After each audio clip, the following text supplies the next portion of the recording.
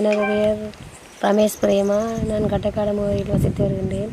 எனது கணவருக்கு வெளிநாடு கனடா அனுப்புவதாக கூறி என்னோட 27,80,000 ரூபா காசை நவீன நாயகம் மீறி எண்ணிட்டார் ரேணுகா என்றவர் வேண்டி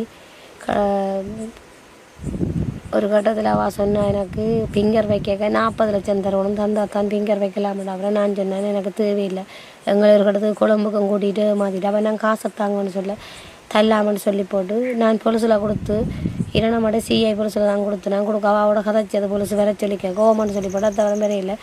2023 மார்கழி மாதம் காசு கொடுத்த நான் 2024 ஆண்டு 3ஆம் மாதம் 26ஆம் தேதி சிஐ பொலிசில் என்னோட வாக்குமூலம் கொடுத்த நான் அதுலேருந்து 4ஆம் மாதம் 24ஆம் ஆண்டு 4ஆம் மாதம் கோர்ட்ஸில் பாரப்படுத்தினது. அதில் அவள் பிடிக்கான பயணத்தில் போட்டு கிடந்தது. பயணத்தில் போட்டு முடிய நான் நிறைய தரம் எல்லாரையும் கேட்டேன். அவன் சொந்தக்காரர் எல்லாரையும் போய் கேட்டேன். நான் காசு தர சொல்லி அவையெல்லாம் தெரியான்னு சொல்லிச்சினேன். 27,80,000 ரூபா என்னோட பேங்க் டீட்டெயிலேருந்து முழுக்கெல்லாம் கோர்ட்ஸில் பாரப்படுத்தி இருக்கிறேன்.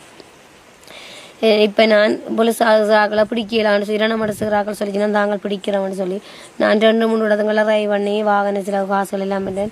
அவள் கைது செய்யலா யால் நான் இன்றைக்கு நானே போலீஸ் சிறாக்களை வச்சு நானே பிடிச்சி கொடுத்தேன். நான் எனக்கு இவாவை கோர்ட்ஸில் முற்படுத்தி எனக்கு இந்த காசை பெற்று இந்த இதுக்கு ஒரு நீதி கிடைக்கணுமென்றது தான் நான் கேட்குறேன். வேறு எதுவும் இந்த காசு இவே தான் இந்த காசு வேண்டி இவா தான் சௌரங்கிட்ட கொடுத்தா இவன் இந்த சௌரங்கள்லாம் ஏச்சஞ்சு இவா தான் எனக்கு ஏச்சஞ்சு இவையெல்லாம் கனடா தானே எல்லாம் சொல்லணும்.